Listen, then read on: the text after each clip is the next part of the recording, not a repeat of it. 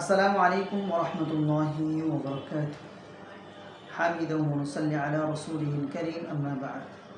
আজকে আমাদের আলোচ্য বিষয় হচ্ছে কষ্ট ও আনন্দের মধ্যে অনুপ্রেরণা খুঁজে পাওয়া, 7 নম্বর পর্ব।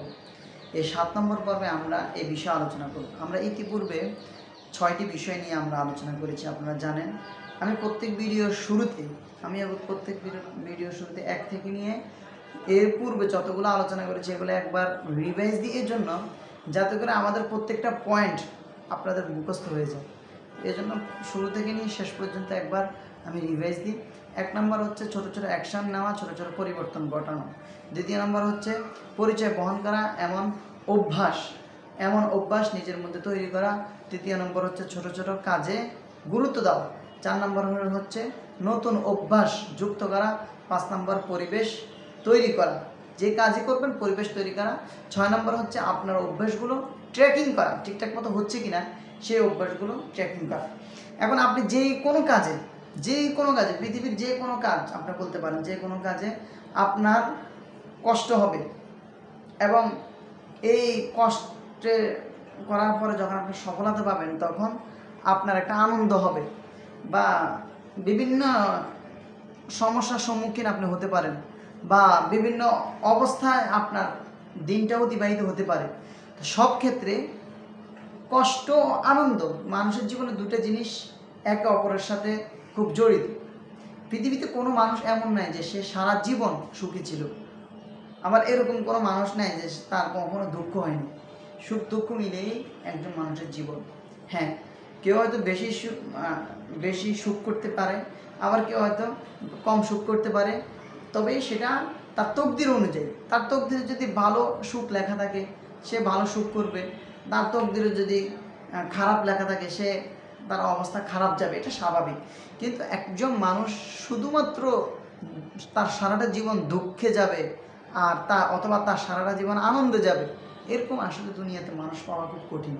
একমাত্র আখিরাতে আল্লাহ পাক প্রত্যেকটা মুমিন বান্দাদেরকে সুখ দিবেন, যেখানে কোনো দুঃখ থাকবে না। হাদিসে কুদসিতে আল্লাহ তাআলা বলেন যে আ'তাদু লিইবাদিয়াস সালিহিনা মা লা আইনুন রাআত ওয়ালা উযুনুন সামিআত ওয়ালা খাতারা আলা কলবি বাশার।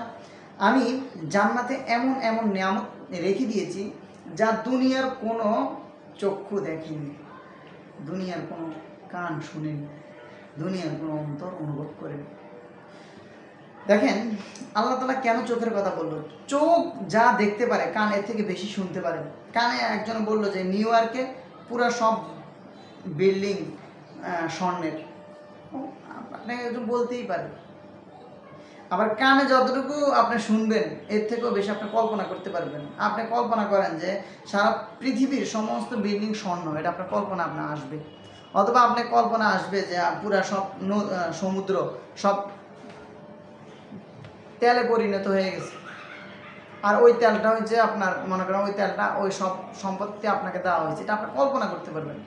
বা মানে কল্পনার জগৎ আরও ঊর্ধ্বে, আমি সেটাই বুঝাতে চাচ্ছি। কল্পনার জগৎ আরও ঊর্ধ্বে।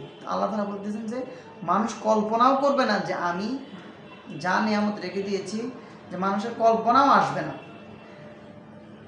তো এই জন্য সুখের জায়গা শুধুমাত্র জান্নাত, আর দুনিয়াতে সুখ দুঃখ সব কিছু মিলিয়ে একজন মানুষ, এর ভিতরে আপনাকে অনুপ্রেরণা তৈরি করতে হবে, এর ভিতরে আপনাকে ছোট ছোট অ্যাকশন নিতে হবে, এর ভিতরে নতুন অভ্যাস তৈরি করতে হবে, এর ভিতরে আপনাকে কি করতে হবে?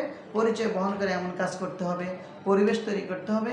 আপনার নিয়মিত আমল আখলাক অভ্যাসগুলোর ট্র্যাকিং হচ্ছে কিনা সবগুলো চেক করতে হবে। আপনি স্বাস্থ্য সম্পর্কে সচেতন কিনা সেই ব্যাপারে আপনাকে সচেতন হতে হবে। এই সবগুলো বিষয় আপনার মাথায় যখন আপনি রাখবেন, সবগুলোর উপর আপনি যখন নিজের জীবনকে পরিচালনা করতে যাবেন, ইনশাআল্লাহ আপনি একজন হাজার মানুষ থেকে আপনি আলাদা হয়ে যাবেন ইনশাআল্লাহ। আল্লাহ পাক রব্বুল আলামিন আমাদেরকে আমল করার তৌফিক দান করুক। এবং আমাদের এই আলোচনাগুলো কেমন হচ্ছে আপনারা আমাদেরকে জানাবেন ইনশাআল্লাহ। যদি খারাপ হয় আমরা এটাকে আরও ভালো করার চেষ্টা করব, আর যদি ভালো হয় তাহলে আমরা আরও অনুপ্রাণিত হব এবং আরও ভালো কিছু করার জন্য আমাদের একটা সাহস বা একটা উৎসাহ যেটাকে বলে আমরা পাবো ইনশাআল্লাহ। তো সকলেই জানাবেন, ভুল হলেও জানাবেন, সুন্দর হলেও জানাবেন, আপনি উপকৃত হলেও জানাবেন। সব ক্ষেত্রেই আপনিও আমাকে হেল্প করেন, আমিও আপনাকে হেল্প করবো ইনশাআল্লাহ। আসসালামু আলাইকুম রহমতুল্লাহি ওয়া বারাকাতুহু।